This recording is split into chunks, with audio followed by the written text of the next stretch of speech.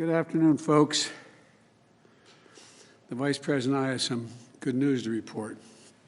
And I'd like to make two key announcements today related to our COVID-19 vaccination effort. As you know, a few days ago, after a rigorous open and objective scientific review process, the Food and Drug Administration issued an emergency use authorization for the Johnson & Johnson COVID-19 vaccine. We should all be encouraged by this news of a third safe and highly effective COVID-19 vaccine.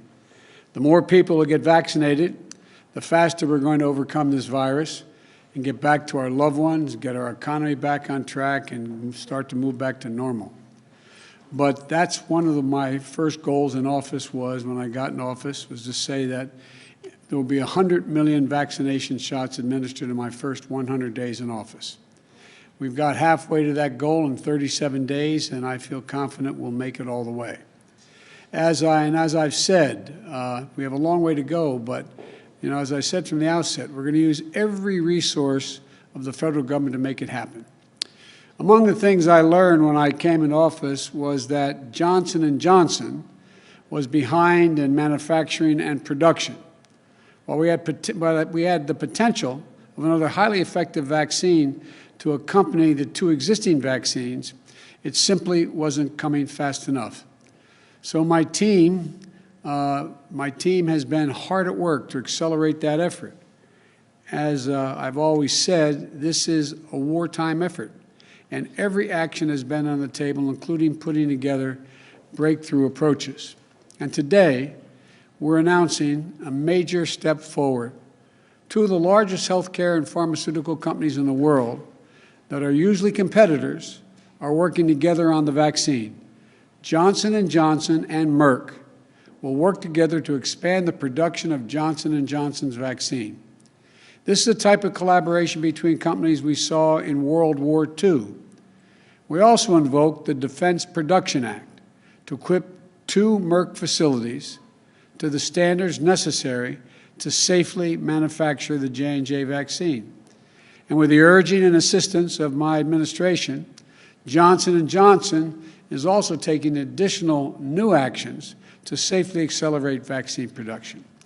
Johnson & Johnson's vaccine manufacturing facilities will now begin to operate 24/7. In addition, we'll continue to use the Defense Production Act to expedite critical materials in vaccine production, such as equipment, machinery, and supplies. I've also asked the Department of Defense to provide daily logistical support to strengthen Johnson & Johnson's efforts. And I want to thank Johnson & Johnson and Merck for stepping up and being good corporate citizens during this national crisis. Here's what all this means. We're now on track to have enough vaccine supply for every adult in America by the end of May. Let me say that again. When we came into office, the prior administration had contracted for not nearly enough vaccine to cover adults in America. We rectified that. About 3 weeks ago, we were able to say that we'll have enough vaccine supply for adults by the end of July. And I'm pleased to announce today, as a consequence of the stepped-up process that I've ordered and just outlined, this country will have enough vaccine supply, I'll say it again, for every adult in America by the end of May. By the end of May. That's progress, important progress. But it's not enough to have the vaccine supply. We need vaccinators, people to put the shots in people's arms, millions of Americans' arms. To date, we brought back retired doctors and nurses.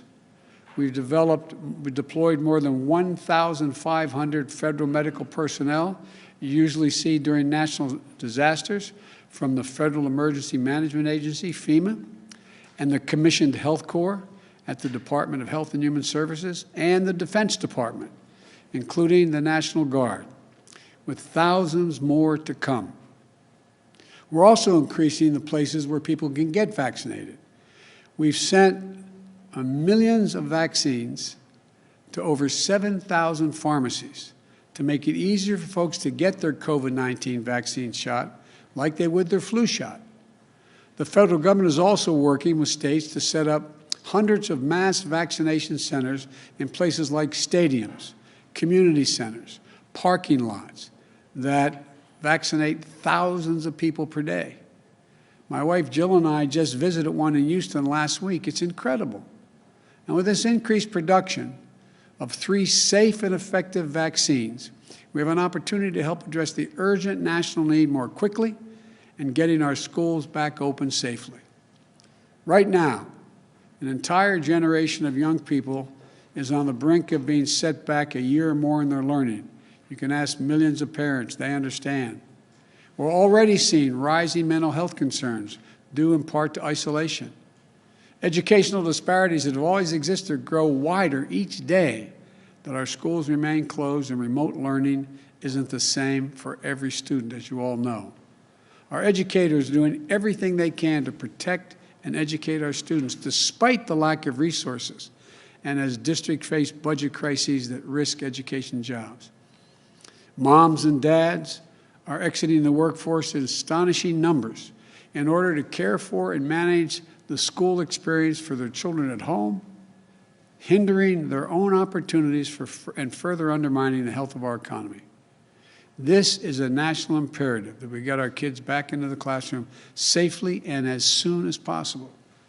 As you know, back in December, I set a goal for having a majority of our K-8 schools open by the end of my first 100 days as president.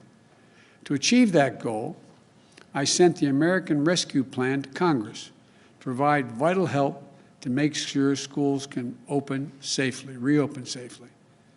Essential things like more teachers to reduce class sizes, more buses and bus drivers to transport our kids safely, and more space to conduct in-person instructions and more protective equipment, school cleaning services, physical alterations to reduce the risk of the spread of the virus, all cost money. The House passed the American Rescue Plan last week, and I hope the Senate will follow as quickly and as well. You know, also the Center for Disease Control and Prevention, the CDC, issued new guidelines on how to reopen our schools safely. It's a roadmap that will enable schools, if they have the resources they deserve, to reopen safely. I have given those schools a roadmap. I've asked Congress to give them the tools, and today to add one more tool to school reopening, a vaccinated workforce. Let me be clear. We can reopen schools if the right steps are taken, even before employees are vaccinated. But time and again, we've heard from educators and parents that have anxieties about that. So as yet another move to help accelerate the safe reopening of our schools, let's treat in-person learning like an essential service that it is. And that means getting essential workers who provide that service, educators, school staff, child care workers, get them vaccinated immediately. They're essential workers. Over 30 states have already taken the step to prioritize educators for vaccination. And today, I'm using the full authority of the federal government. I'm directing every state to do the same. My challenge to all states, territories, and the District of Columbia is this. We want every educator, school staff member, child care worker to receive at least one shot by the end of the month of March. To help make this happen, starting next week and for the month of March, we'll be using our federal pharmacy program to prioritize the vaccination of pre-K through 12 educators and staff and child care workers. Throughout March, they will be able to sign up for an appointment at a pharmacy near them. Now, I want to be very clear. Not every educator will be able to get their appointment in the first week, but our goal is to do everything we can to help every educator receive a shot this month, the month of March. I want to conclude with this. We're making progress from the mess we inherited. We're moving in the right direction. And today's announcements are a huge step in our effort to beat this pandemic. But I have to be honest with you. This fight is far from over. I told you I'd be straight up with you from the beginning. As I said many times, things may get worse again as new variants spread and as we face setbacks like recent winter storms in the Midwest and South. But our administration will never take this public health threat lightly. Though we celebrate the news of a third vaccine, I urge all Americans, please keep washing your hands. Stay socially distanced. Wear masks. Keep wearing them. Get vaccinated when it's your turn. Now's not the time to let up. I've asked the country to wear masks for my first 100 days in office. Now's not the time to let our guard down. People's lives are at stake. We have already, and I carry this in my pocket, lost more, as of today, we've lost more than 511,839 Americans as of today. It's got to stop. We need the United States Senate to follow the House and pass the American Rescue Plan, because despite the optimism, without new resources, our entire effort will be set back. We need the resources of the American Rescue Plan, and we need it urgently. We need them expanding testing, ramp up vaccine distribution, fund FEMA and other federal vaccine efforts, and continue reimbursing states for their efforts. We need the resources to expand genomic sequencing, to stay ahead of emerging variants, find the protective gear, transportation, staffing, and other costs required for school and business to open safely. We need to fund it. The bottom line is we need the American Rescue Plan now. Now. There is light at the end of the tunnel, but we cannot let our guard down now or assure that victory is inevitable. We can't assume that. We must remain vigilant, act fast and aggressively, and look out for one another. That's how we're going to get ahead of this virus, get our economy going again, and get back to our loved ones. So thank you, and please, please, it's not over yet. Great news, but stay vigilant. May God bless you, and may God protect our troops. Thank you all very, very much. Mr. President, based on the news that you announced, when do you think things will get back to normal? When do you think things will get back to normal? When do I think things will get back to normal? I've been cautioned not to give an answer to that because we don't know for sure. But my hope is by this time next year, we're going to be back to normal, and before that, my hope. But again, it depends upon if people continue to be smart and understand that we still can have significant losses. There's a lot we have to do yet. So thank you.